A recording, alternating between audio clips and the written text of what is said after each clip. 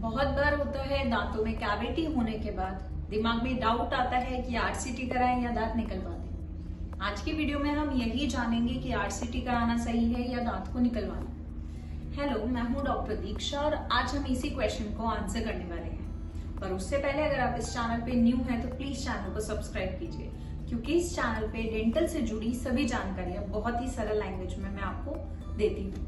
तो चलिए शुरू करते हैं।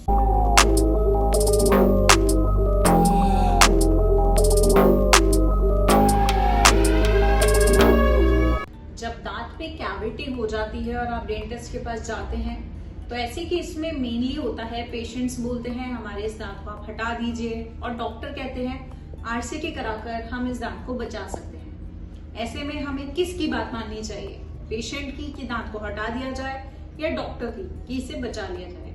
तो देखिए, सबसे पहले ये जानते हैं कि कैविटी में आरसीटी करी कब जाती है और उसे बचाया कब जा सकता है। जब भी आपके दांत के अंदर, जैसा कि मैं हर वीडियो में आपको बताती हूँ, दांत में 3 लेयर्स होती है।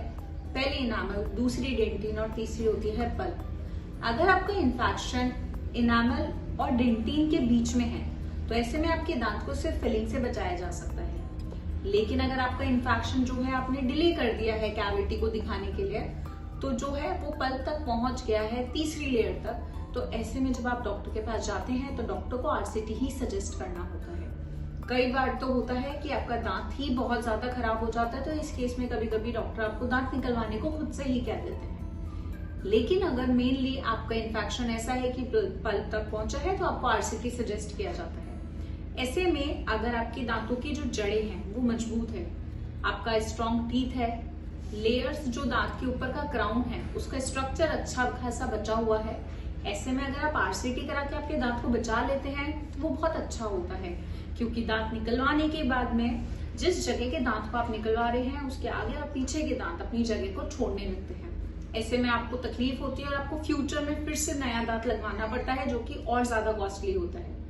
लेकिन अगर हम बात करें कि दांत निकलवा दें, तो निकलवाने के लिए आपको डेंटिस्ट भी तभी सलाह देते हैं जब आपके दांत के अंदर इन्फेक्शन बहुत सीवियर हो जाए, मतलब आपकी दांत के जड़ें जो हैं उनके नीचे इन्फेक्शन हो जाए, दांत में इन्फेक्शन इतना सीवियर हो जाए कि आपका दांत जो है वो हिलने लगे, ऐसी कुछ कंडीशंस हो जाती है, या फिर आपका जो दांत का क्राउन है वो भी कम्प्लीटली खत्म हो चुका हो, तो ऐसे में डेंटिस्ट आपको बोलते हैं आप इस दांत को हटवा कर वहां इम्प्लांट लगवा सकते हैं या ब्रिज भी लगवा सकते हैं। तो डेंटिस्ट आपको जो सलाह देते हैं वो कंडीशन के अकॉर्डिंग देते हैं। पर अगर आप दर्द के कारण कि आरसीटी कराने पर दर्द होता है, हम दांत को बचाना नहीं चाहते हैं, एक दांत ही तो है उसको हटवा लेते हैं, ऐसा कुछ सोचकर अगर आप आरसीटी ना कराकर दांत निकलवाना चाहते हैं तो एक गलत डिसीजन होता है।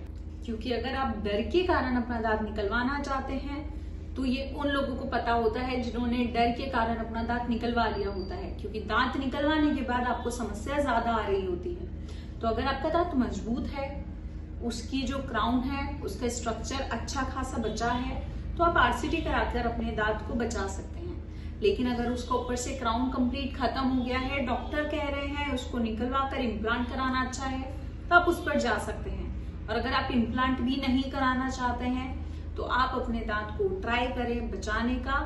इससे आपके जो फ्यूचर में दांत निकलवाने के बाद प्रॉब्लम्स आने वाली है, आप उससे बच सकते हैं। अगर आज का आपको ये शॉर्ट सा वीडियो पसंद आया है, एक सटीक आंसर पसंद आया है, तो आप हमारे चैनल को सब्सक्राइब कर सकते हैं। और इसी के साथ आप हमें कमेंट सेक्शन में बता सकते हैं कि ऐसे और भी अगर कोई डाउट्स हैं तो मैं उनका एक एग्जैक्ट आंसर पर भी वीडियो बना सकती हूँ। Thank you.